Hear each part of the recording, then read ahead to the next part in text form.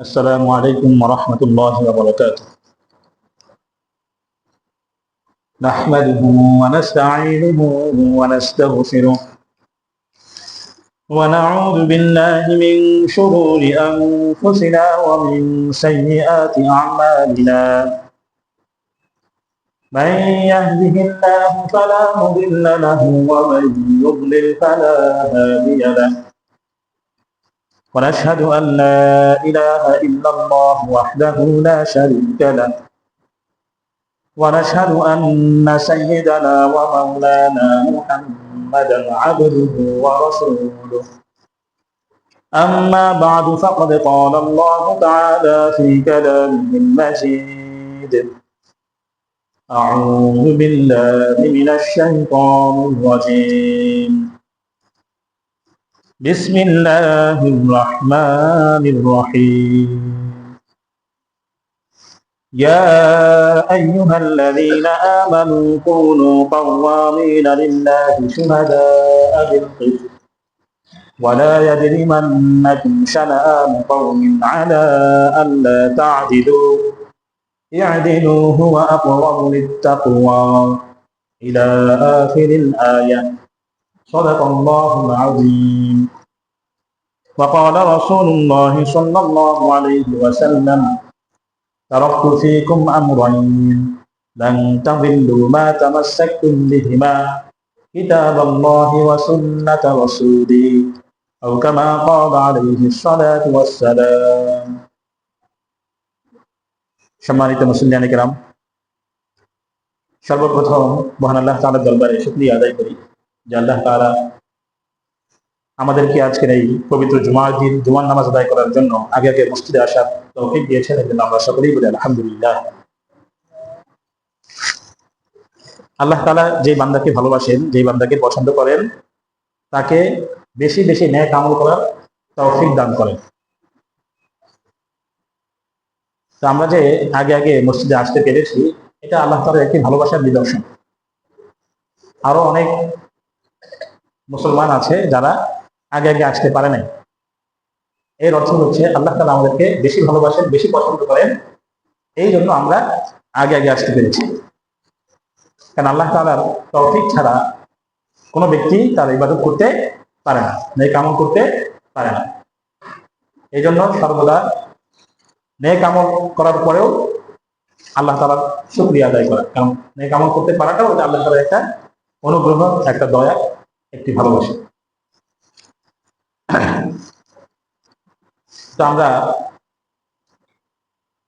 আলোচনা করছিলাম, গত জুমায় আলোচনা করেছিলাম যে সেকুলার রাষ্ট্র এবং ইসলামী শাসন ব্যবস্থার মধ্যে কোনটা আসলে উত্তম, মানব জাতির জন্য কোনটা কল্যাণকর, মানুষের মুক্তি, শান্তি, নিরাপত্তা এবং অধিকার নিশ্চিত করতে কোনটা বেশি কার্যকর, কোনটা বেশি উপযোগী, এটার একটা তুলনা করার চেষ্টা করছিলাম। গত জুমায় সেকুলার রাষ্ট্রের জন্ম কিভাবে হয়েছিল এবং তার বিপরীতে ইসলামী রাষ্ট্রের একটা তুলনা আমরা দেওয়ার চেষ্টা করছিলাম। তারই ধারাবাহিকতায় আমরা আজকে তার অবশিষ্ট যে অংশটা রয়েছে সেটা নিয়ে আলোচনা করার চেষ্টা করব ইনশাআল্লাহ। তো বলছিলাম যে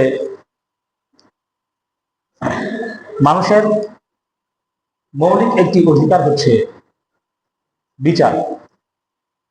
কোনো মানুষ যখন কোনো অন্যায়ের শিকার হয়, কোনো মানুষ যখন নিপীড়নের শিকার হয়, তখন সে একজন ঊর্ধ্বতন কর্মকর্তার সম্মুখীন হন, বিচারের দাবি জানান যে আমার সাথে এই অন্যায় করা হয়েছে, আপনি এটা কি করেন, বিচার করেন, বিহিত করেন।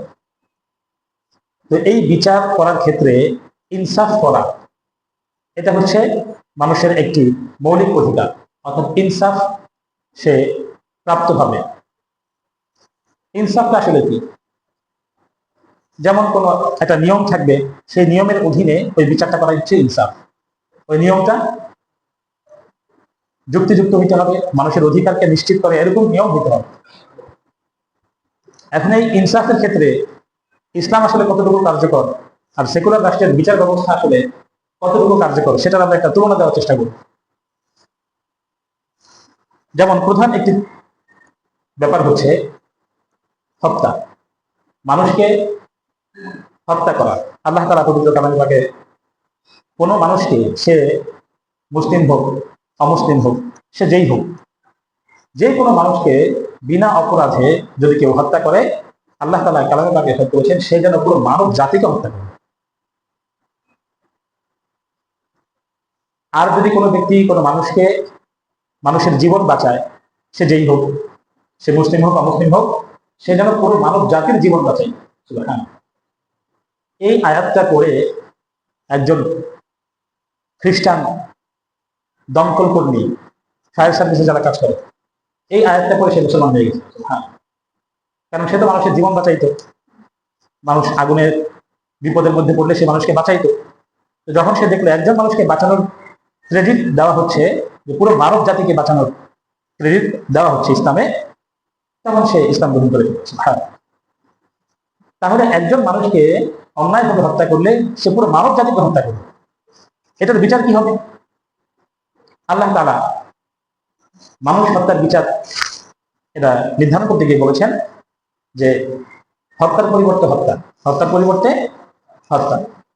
যদি কেউ কারো সন্তানকে হত্যা করে, তাহলে যে খুনি তাকেও হত্যা করতে হবে।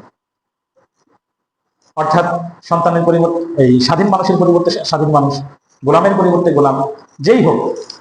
এমন না যে সমাজের অনেক ধনী ব্যক্তি, প্রভাব প্রতিপত্তি আছে যার, সে হত্যা করলে তাকে হত্যা করা যাবে না। কথার কথা, ধরেন একজন প্রভাবশালী ব্যক্তি সমাজের একজন নিম্ন স্তরের ব্যক্তিকে হত্যা করলো, কথার কথা। এখন এই ব্যক্তি দেওয়া যাবে না যে সে তো অনেক প্রভাবশালী, আরো তো নিম্ন স্তরের, ওর কি দাম আছে, ওর হত্যা করছে জন্য তাকে হত্যা করতে হবে। আল্লাহ তাআলা এটাকে সম্পূর্ণ খারিজ করে দিয়েছেন যে হত্যার পরিবর্তে হত্যা হবে সে যেই হোক, সে যেই হোক।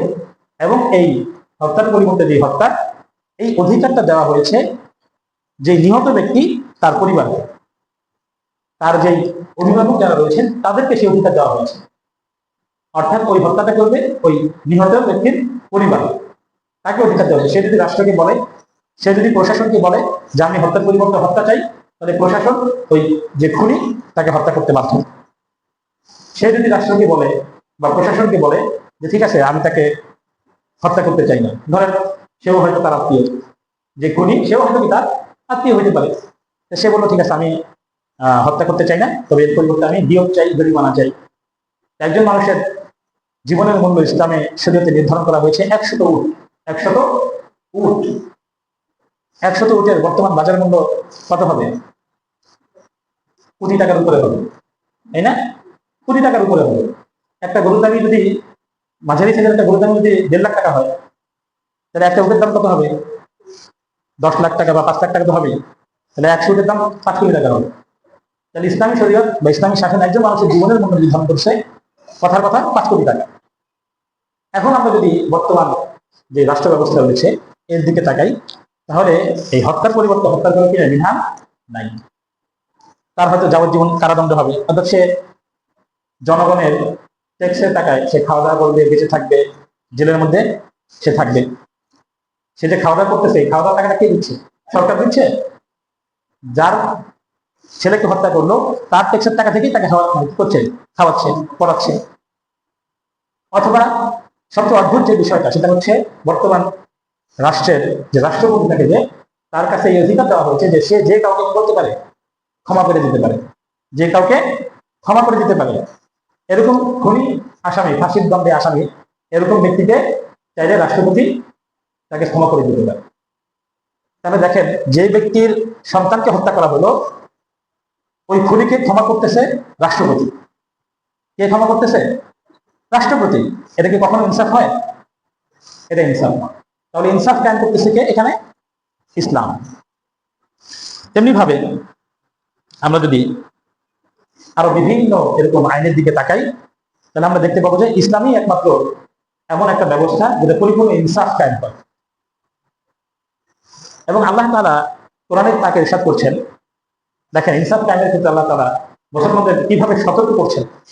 আল্লাহ তাআলা বলেন, ইয়া আইয়ুহাল্লাযীনা আমানু কুনু কাওয়ামিনা লিল্লাহি শুহাদা'a বিল কিসত।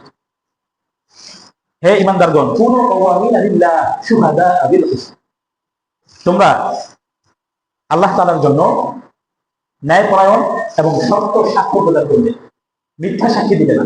মিথ্যা সাক্ষী দিবে না, সত্য সাক্ষ্য প্রদান করবে, যেটা সত্য সেটাই তোমরা প্রদান করবে আল্লাহ তাআলার জন্য। এরপরে বলছেন ওয়ালা ইয়াজরিমান্নাকুম শানাআনু কওমিন আলা আল্লা তা'দিলু, লা ইয়াজরিমান্নাকুম শানাআনু কওমিন, কোন সম্প্রদায়ের বিরুদ্ধাচরণ করতে গিয়ে, কোন সম্প্রদায়ের প্রতি রাগ গোসা থেকে যেন তাদের প্রতি তোমরা ইনসাফ কায়েম করতে যেন তোমরা পিছু পা না হয়ে যাও। হ্যাঁ, কথার কথা, মনে করেন আমরা তো মুসলমান, হিন্দু সম্প্রদায়, কথার কথা আমরা হিন্দু সম্প্রদায়ের প্রতি আমাদের খুব রাগ, কথার কথা। এখন এই হিন্দু সম্প্রদায় মুসলমানের কাছে বিচার নিয়ে আসছে, এখন মুসলমান যে বিচারক সে ওই ব্যক্তি হিন্দু দেখে তার উপর কি করতে পারবে না, জুলুম করতে পারবে না। আল্লাহ তাআলা বলেছেন ওয়ালা ইয়াজরিমান্নাকুম শানাআনু কওমিন, কোন কওমের উপর গোসা থেকে, রাগ থেকে তোমরা তাদের উপর ইনসাফ করা থেকে কিছু পা হবে না, সাবধান। রাগ থাকুক গোসা থাকুক, কিন্তু ইনসাফ করতে হবে। ইয়াজিলু, তোমরা ইনসাফ করো, হুয়া আকরাবু লিত্তাকওয়া, আর এটাই হচ্ছে তাকওয়ার অধিক নিকটবর্তী। হ্যাঁ, ইনসাফ করাটা কি তাকওয়ার অধিক নিকটবর্তী। তাহলে বোঝা গেল মুসলমানের শত্রুও যদি হয়, সেও যদি বিচার নিয়ে আসে, তাহলেও কি করা যাবে না, বিচারের ক্ষেত্রে বেইনসাফ করা যাবে না। খুবই ঐতিহাসিক কিছু ঘটনা আছে যেখানে অমুসলিমরা মুসলমানদের কাছে বিচার নিয়ে আসছে। মুসলমানরা হক, অথবা দেখলে দেখা যায় যে মুসলমানরা হকের উপরে আছে, কিন্তু তারপরও মুসলমান বিচারকরা সেই অমুসলিমের পক্ষেই রায় দিয়েছে। এক নম্বর ঘটনা, তিনটা ঘটনা বলবো। প্রথম ঘটনা, হযরত ওমর ইবনে খাত্তাব রাদিয়াল্লাহু তাআলা আনহু, তিনি যখন খলিফা ছিলেন, মক্কায় তার খেলাফত ছিল, তিনি থাকতেন, তো মদিনায় শাসন করার জন্য তিনি একজন গভর্নর নিযুক্ত করলেন, সাঈদ ইবনুল আস রাদিয়াল্লাহু তাআলা আনহু। তো খলিফা ওমর রাদিয়াল্লাহু তাআলা আনহু সময়কালে মুসলমানদের সংখ্যা অনেক বৃদ্ধি পেল। তো মুসলমানদের সংখ্যা বৃদ্ধি পাওয়ার কারণে যে মসজিদে নববী ছিল, এই মসজিদে নববীতে মুসলিমদের জায়গা সংকুলান ছিল না, জায়গা হচ্ছে না। তো মসজিদটাকে বাড়ানো দরকার, বড় করা দরকার। এই জন্য মদিনার গভর্নর সাঈদ ইবনুল আস রাদিয়াল্লাহু তাআলা আনহু তিনি এই মসজিদে নববীর আশেপাশে যে জায়গাগুলো ছিল, যারা এই জায়গাগুলোর মালিক, তাদের থেকে এই জমিগুলো কি করছিলেন, গ্রহণ করছিলেন, ক্রয় করছিলেন। হ্যাঁ, তাদেরকে বোঝাচ্ছেন যে মসজিদ বড় বড় করা দরকার, তোমার তো মসজিদের পাশে জমিটা তোমার, তুমি এই জমিটা কি করো, মসজিদের কাছে বিক্রি করে দাও। স্বাভাবিক সবাই এটা বিক্রি করে দিচ্ছে, কিন্তু একজন নারী, তার একটা জমি ছিল মসজিদের পাশে, ওই জমিটা সে বিক্রি করবে না, ওই জমিটা সে কি করবে না, বিক্রি করবে না। গরিব নারী, হ্যাঁ, তাকে মানে বাজারের যে দাম তার থেকে অধিক মূল্য তাকে অফার করা হয়েছে, তারপর সে বিক্রি করবে না। টাকা দেওয়ার পাশাপাশি তাকে আরেক জায়গায়, ভালো জায়গায় তাকে জমি দেওয়া হয়েছে, তারপর সে কি করবে না, এটা বিক্রি করবে না। এখন এই জমিটা বিক্রি না করার কারণে মসজিদটাকে বড় করা যাচ্ছিল না। এই জন্য সাঈদ ইবনুল আস রাদিয়াল্লাহু তাআলা আনহু তিনি ওই মহিলাকে জোর করে টাকা দিলেন, জোর করে আরেক জায়গায় জমি দিলেন, দিয়ে এই জমিটাকে জোর করে গ্রহণ করলেন। এমন না যে কোনো কিছু না দিয়ে গ্রহণ করছে, এরকম না, বিনিময় দিয়ে গ্রহণ করছে, কিন্তু ওই মহিলা সম্মত ছিল না। এই ঘটনা ঘটার পরে এই মহিলা মক্কায় এসে হযরত খলিফা হযরত ওমর রাদিয়াল্লাহু তাআলা আনহুকে ঘটনা জানালেন। ওমর রাদিয়াল্লাহু তাআলা আনহু মদিনার গভর্নরকে ডেকে পাঠালেন, তদন্ত করলেন, তদন্ত করে দেখলেন যে হ্যাঁ, বিষয়টা সত্য, মহিলার জমি তার সম্মতি ছাড়া কি করা হয়েছে, মসজিদ বানানোর জন্য গ্রহণ করা হয়েছে। মসজিদ বানায় ফেলছে অলরেডি, কারণ তখন তো আর মোবাইলের যুগ ছিল না যে সাথে সাথে খবর পৌঁছে গেছে, উনি আস্তে আস্তে মসজিদের কাজ হয়ে গেছে। তো ওমর রাদিয়াল্লাহু তাআলা আনহু নির্দেশ দিলেন যে ওই যে জায়গাটা মসজিদ বানাইছো ওটা ভাঙ্গা তার জায়গাটা তাকে বুঝাই দাও। সুবহানাল্লাহ। হ্যাঁ, আমাদের দেশে এই যে কিছুদিন আগে একটা ঘটনা ঘটছে, সরারদি উদ্যানে একটা লোক, দেখতে হুজুরের মতো দেখা যায় আর কি, আসলে হুজুর না, দাড়ি টুপি আছে, হ্যাঁ, হুজুরের বেশ ধারণ করছে, আসলে সে কিনা হুজুর না। সে সরারদি উদ্যানে ছোট্ট একটা জায়গার মধ্যে জানামাজ 3-4টা বিছায়া একটা সামিয়ানা টানে, সেখানে সে নামাজ পড়া শুরু করছে। এখন স্বাভাবিক মুসলমান, সে নামাজ পড়তেছে, আরো যারা আশেপাশে যারা থাকে তারাও যখন দেখলো যে হ্যাঁ, এখানে নামাজের ব্যবস্থা আছে, তারাও এখানে কি করা শুরু করছে, নামাজ পড়া শুরু করছে। দেখতে দেখতে বেশ খানিকটা জায়গা এমন হয়ে গেল, মানে আলাদা হয়ে গেল, যে নামাজের জন্য নির্ধারিত হয়ে গেল। পরবর্তীতে সরকার এসে ওই জায়গাটা কি করছে, দখল মুক্ত করছে। এটা নিয়ে অনেক আলোচনা হচ্ছে, আপনারা হয়তো অনেকে দেখেছেন। এখন কথা হলো এক্ষেত্রে মুসলমানের করণীয় কি, সে কি সাপোর্ট করবে? স্বাভাবিকভাবেই আমরা যারা সাধারণ মুসলমান আছি আমাদের স্বাভাবিকভাবেই মনে হবে হ্যাঁ মসজিদ করলে সমস্যা কি, মসজিদ থাকুক, নামাজ পড়বে, সমস্যা কি? সমস্যা আছে। মসজিদের যে জায়গায় মসজিদ হবে ওটা মসজিদের জন্য হতে হবে, আরেকজনের জায়গা দখল করে মসজিদ বানানো যাবে না। হ্যাঁ, আরেকজনের জায়গা দখল করে মসজিদ বানানো যাবে না, ওটা তো সরকারি জায়গা, ওই জায়গায় মসজিদ বানানো যাবে না। মসজিদ বানাইতে হলে যেখানে মসজিদের জন্য যদি জায়গা নির্ধারণ করা হয় অথবা মসজিদের জন্য জায়গা ক্রয় করা হয় তাহলে সেখানে মসজিদ বানানো যাবে, আরেকজনের জায়গায় মসজিদ বানানো যাবে না। তো যাই হোক, তো এই একই ঘটনা সেই ওমর রাদিয়াল্লাহু আনহু সময় ঘটেছিল এবং ওমর রাদিয়াল্লাহু আনহু ওই জায়গাটায় তাকে বুঝিয়ে দেওয়ার জন্য বলছিলেন। এই মহিলা যখন ওমর রাদিয়াল্লাহু আনহু এই ইনসাফপূর্ণ ফায়সালা দেখলেন তখন তিনি আনন্দে ওই জায়গাটা মসজিদের জন্য দিয়ে দিয়েছেন। সুবহানাল্লাহ। তাহলে দেখেন ইনসাফ করলে আল্লাহ তাআলা এই ব্যবস্থা করে দেন। দ্বিতীয় ঘটনা হযরত ওমর রাদিয়াল্লাহু আনহুর আরেকটি ঘটনা। মিশরের যে গভর্নর ছিলেন আমর ইবনুল আস রাদিয়াল্লাহু তাআলা আনহু, তার ছেলে একজন সেই স্থানীয় একজন ইহুদি ছিল, সেই ইহুদিকে সে চাবুক দিয়ে পিটিয়েছে। হ্যাঁ, এবং সে বলতেছিল তুমি জানো না আমি কে, আমি তো মিশরের গভর্নরের ছেলে। ক্ষমতা দেখাইছে, কি দেখাইছে? ক্ষমতা দেখাইছে। সেই ইহুদির এই বিশ্বাস ছিল যে এই ঘটনা যদি খলিফার কানে যায় তাহলে খলিফা ইনসাফ করবে। ইহুদি হেঁটে হেঁটে সেই মিশর থেকে মদিনায় মক্কায় আসলো, এসে খলিফা ওমর রাদিয়াল্লাহু তাআলা আনহুকে বিষয়ে জানালেন। ওমর রাদিয়াল্লাহু তাআলা আনহু যখন জানলেন, তদন্ত করলেন, দেখলেন যে হ্যাঁ ঘটনা সত্য। তিনি সেই আমর ইবনুল আস রাদিয়াল্লাহু তাআলা আনহু এবং তার ছেলেকে ডেকে পাঠালেন এবং ওই ইহুদিকে চাবুক দিয়ে বললেন তোমাকে যেভাবে মেরেছে তুমি তার ছেলে কি করো সেভাবে আঘাত করো। হ্যাঁ, এটাই হচ্ছে ইনসাফ।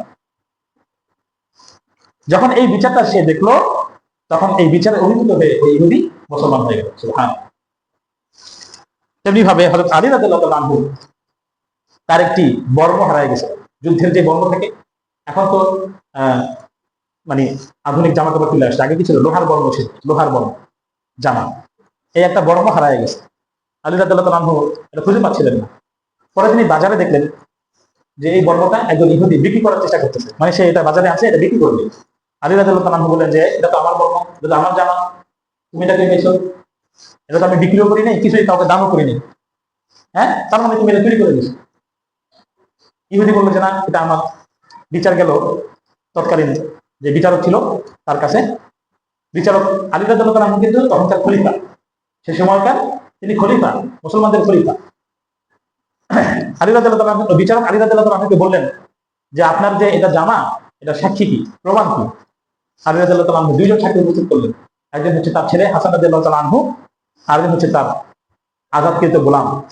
হ্যাঁ, একটা গোলাম ছিল যাকে আজাদ করে দেওয়া হয়েছে পরে। এই দুজন সাক্ষী আনা হয়েছে। তারা সাক্ষী দিলেন হ্যাঁ এটা আলী রাদিয়াল্লাহু তাআলা আনহুর জামা। তখন ইসলামী নিয়ম অনুযায়ী বাবার পক্ষে ছেলের সাক্ষী গ্রহণযোগ্য হবে না। বাবার পক্ষে ছেলের সাক্ষী কি হবে না? গ্রহণযোগ্য হবে না। বাবার পক্ষে যদি ছেলের সাক্ষী গ্রহণযোগ্য হয়, ছেলে তো বাবার পক্ষেই সাক্ষী দিবে, সে কি বিপক্ষে সাক্ষী দিবে নাকি? সে তো পক্ষেই দিবে। এই জন্য ছেলের সাক্ষী বাবার পক্ষে এটা গ্রহণযোগ্য না। তো বিচারক বললো যে আপনার তো একজন সাক্ষী হইলো, আরেকজন তো নেই, কারণ আপনার ছেলের সাক্ষী তো কি হবে না, গ্রহণযোগ্য হবে না। এখানে আরেকটা বিষয় খুব গুরুত্বপূর্ণ, দেখেন হাদিসের মধ্যে আছে যে যে ব্যক্তি দাবি করবে সে প্রমাণ নিয়ে আসবে, যে দাবি করবে সে প্রমাণ নিয়ে আসবে, আর যে অস্বীকার করবে সে তার কোনো প্রমাণ আনতে হবে না। অর্থাৎ যে অভিযোগ করবে প্রমাণ আনার দায়িত্ব তার। হ্যাঁ, এটা হলো ইসলামী রাষ্ট্রের মূলনীতি, বিচারের মূলনীতি। যেহেতু আলী রাদিয়াল্লাহু তাআলা দাবি করছেন যে বর্মটা তার, এজন্য প্রমাণটা তাকেই আনতে হবে। এই একটা মূলনীতি যদি আমরা ফলো করি তাহলে আমাদের সমাজে যত অনাচার আছে অনেকগুলোই কমে যাবে। বর্তমান সময়ে একটা জিনিস খুব মানে বেশি চর্চা হচ্ছে, সেটা হচ্ছে মসজিদের ইমাম সাহেব, মাদ্রাসার শিক্ষকদেরকে বিভিন্ন ধরনের অভিযোগে অভিযুক্ত করে গ্রেফতার করা হচ্ছে। শিশু যৌন নির্যাতনের অভিযোগ করে গ্রেফতার করা হচ্ছে। আর ওই অভিযুক্ত ব্যক্তি ইমাম সাহেব বা মাদ্রাসার শিক্ষক, তিনি অভিযোগকে নাকচ করছেন যে না এরকম আমি এরকম কোনো কাজ করি, আমি এরকম কোনো কাজ করিনি, আপনারা প্রমাণ নিয়ে আসেন। ইসলামী বিধান মতে যে অভিযোগ করছে সে প্রমাণ আনবে, যে অভিযোগ করছে সে কি করবে, প্রমাণ নিয়ে আসবে। আনার পরে যদি প্রমাণিত হয় তাহলে তাকে শাস্তির সম্মুখীন হতে হবে। আর যদি প্রমাণ আনতে না পারে তাহলে মিথ্যা অভিযোগ দায়ের করার কারণে তাকে শাস্তির সম্মুখীন হতে হবে যে অভিযোগ করছে। কিন্তু আমাদের সমাজে এখন আমরা কি দেখি, যে অভিযোগ করার সাথে সাথেই কি সে কি আসলেই অপরাধী নাকি সে অপরাধী না, তাকে আত্মপক্ষ সমর্থনের কোনো সুযোগ দেওয়া হয় না। বরং অভিযোগ করার সাথে সাথেই তাকে গ্রেফতার করা হচ্ছে, জেলে পাঠানো হচ্ছে, আদালতে পাঠানো হচ্ছে, তার যে সম্মান নষ্ট হচ্ছে, তার জীবন থেকে যে 3-4টা মাস, হ্যাঁ, যতদিনে সে নিরাপরাধ প্রমাণিত হচ্ছে, ততদিনে যে তার জীবন থেকে 3-4টা মাস চলে গেল, 6 মাস 1 বছর চলে গেল, তার যে সামাজিক একটা সম্মান ছিল সেটা যে ক্ষুণ্ণ হলো, এইটার কিন্তু আর কোনো কি থাকে না, কোনো ক্ষতিপূরণ। আমাদের দেশে এরকম কোনো আইন নেই যেটা ক্ষতিপূরণ আছে, এটার কোনো ক্ষতিপূরণ নেই। একজন ব্যক্তি সে এই ধরনের কোনো অভিযুক্ত হয়ে যখন জেলে যায়, বলে নিরাপরাধ প্রমাণিত হইলেও আমাদের সামাজিক বাস্তবতা হলো ওই ব্যক্তির আর কি থাকে না, কোনো সম্মান থাকে না, তাকে আর কেউ চাকরি দিবে না, কেউ ব্যবসা করতে দিবে না, সমাজ থেকে তাকে বিচ্ছিন্ন করে দেবে না।